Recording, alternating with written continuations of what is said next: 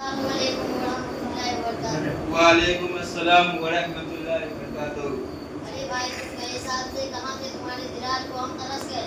ارے بھائی، بڑوں کے لیے سسرال اور چھوٹوں کے لیے ننیحال دنیا میں جنت کی طرح لگتے ہیں۔ اچھا، ہم نانی کے گھر چلے گئے تھے، تبھی تم موٹے تازے نظر آ رہے ہو۔ لگتا ہے نانا کی ساری کمائی تم ہی کھا رہے ہو۔ ایسا لگتا ہے تمہارے نانا بہت ہی کنجوس آدمی ہیں، تبھی تو تم دبلے پتلے نظر آ رہے ہو۔ اللہ مجھے اور میرے نانا کو تمہاری بد نظر سے بچائے۔ اچھا جانے دو، تم ناراض ہو گئے ہو، ذرا یہ بتاؤ تم وہاں پر کیا کر رہے ہو؟ ارے بھائی، میں وہاں اسکول بھی پڑھتا ہوں اور ہمارے محلے میں مدرسہ بھی چلتا ہے، وہاں ہر روز پابندی کے ساتھ جاتا ہوں۔ ہمارے حافظ صاحب بہت اچھے اور محنت سے پڑھاتے ہیں۔ آپ کے حافظ صاحب آپ کو کیا کیا سکھاتے ہیں؟ ہمارے حافظ صاحب ہم کو قرآن پڑھاتے ہیں، دین کی ضروری باتیں سکھاتے ہیں اور قرآن اور حدیث کی باتیں بتاتے ہیں۔ اچھا ماشاء اللہ، آپ کے حافظ صاحب بہت اچھے ہیں۔ ذرا یہ بتائے وہ کون سا گناہ ہے جس کو اللہ کبھی معاف نہیں کرے گا؟ ارے بھائی، جس انسان کی موت سر پر ہوگی اسے اللہ بھی کبھی معاف نہیں فرمائے گا۔ اچھا یہ بتائے وہ کون سا گناہ ہے جس کا بدلہ دنیا اور آخرت میں مل کر ہی رہے گا؟ ارے بھائی، جس کا بدلہ دنیا اور آخرت میں مل کر ہی رہے گا وہ بدلہ انسانوں پر ظلم کرنا ہے۔ ظلم کا بدلہ اس دنیا میں ضرور مل کر ہی رہے گا۔ میرے بھائی یہ بتائے وہ کون سی دعا ہے جن پر اللہ تعالیٰ نے لعنت فرمائی ہے؟ نمبر 1، خوشی کے وقت خوب گاجے باجے ناچ گانے کرنا اور مصیبت کے وقت خوب چیخنا چلانا رونا، ان دونوں پر اللہ نے لعنت فرمائی ہے۔ پھر خوشی کے وقت اور غمی کے وقت مسلمانوں کو کیا کرنا ہے؟ اگر اللہ نے خوشی کا موقع دیا ہے تو اس پر اللہ کا شکر ادا کرے، اور اگر مصیبت وغیرہ آئی ہو تو اس پر صبر کرے۔ یہ حکم مسلمانوں کو اللہ نے دیا ہے۔ اچھا ایک بات اور بتا دیجیے، جو انسان بغیر علم کے لوگوں کو مسائل بتاتا ہے، فتوے دیتا ہے، اس کا کیا حکم ہے؟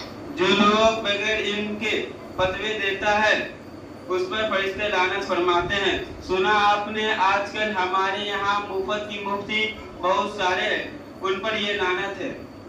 اچھا آخر ایک بات اور بتا دیجیے، وہ کون سی دو چیزیں جو انسان کو تلاش کر کے خود اس کے پاس پہنچ جاتی ہے؟ نمبر 1 موت ہے، جو انسان کو خود تلاش کر کے پہنچ جاتی ہے۔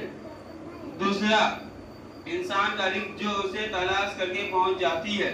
یہ بھی سن لیجئے کہ آج کا انسان موت سے ڈر رہا ہے، چھپ رہا ہے اور روزی کے پیچھے اتنا دوڑ رہا ہے کہ حرام و حلال کی تمیز کو ختم کر دیتا ہے، حق اور ناحق کو بھول جاتا ہے، ظلم اور انصاف کو بھول جاتا ہے اور کسی کا مال چراتے ہوئے اللہ کو بھول جاتا ہے، مگر جب کہ کچھ بھی کر کے قسمت سے زیادہ رزق نہیں مل سکتا۔ جی ہاں، آپ کی بات حق ہے، سچ ہے۔ پھر کیا ضرورت ہے کسی کا دل دکھا کر حاصل کرنے کی؟ پھر کیا ضرورت ہے جھوٹ بول کر حاصل کرنے کی، دھوکے دے کر مال کمانے کی؟ پھر کیا ضرورت ہے کسی کا مال ہڑپ کرنے کی؟ پھر کیا ضرورت ہے کسی سے سود پیسے لے کر کاروبار کرنے کی؟ بے شک میرے بھائی، آپ نے بہت ہی مزے کی بات بتا دی ہے۔ حقیقت میں ہمارا ایمان مضبوط ہو جائے اور اس بات پر ہمارا ایمان جل جائے کہ تقدیر کا لکھا ہوا کوئی مٹا نہیں سکتا، تقدیر کا لکھا ہوا ہمیشہ مل کر ہی رہے گا، تو ہماری ساری الجھن اور پریشانیاں دور ہو جائے گی۔ پھر مسجد میں ہمارا دل لگ جائے گا، نماز میں ہمارا دل لگ جائے گا۔ وہ بھی وہاں آپ نے تو نانی کے گھر صحت بھی بنا لی اور آرکس بھی بنا لی۔ اللہ تم کو اس سے زیادہ ترقی عطا فرمائے اور علم میں برکت عطا فرمائے۔ ارے بھائی، یہ سب باتیں مجھے میرے نانی کے گھر سے نہیں ملا ہے، بلکہ یہ باتیں مجھے میرے گاؤں کے مکتب عائشہ صدیقہ للبنات چھوٹی مسجد کٹھارہ سے ملا ہے۔ یہ میرا استاد محترم کا زمرہ ہے۔ آپ سے بھی گزارش ہے کہ 15 اگست کے بعد آپ بھی ہمارے مکتب میں آ کر پڑھائی کر کے اپنے آپ کو علم کے زیور سے آراستہ کیجیے اور اپنے گھر والوں کو اس علم سے اپنے گھر والوں کو فائدہ پہنچائیے اور آخرت کی فکر سوچیے۔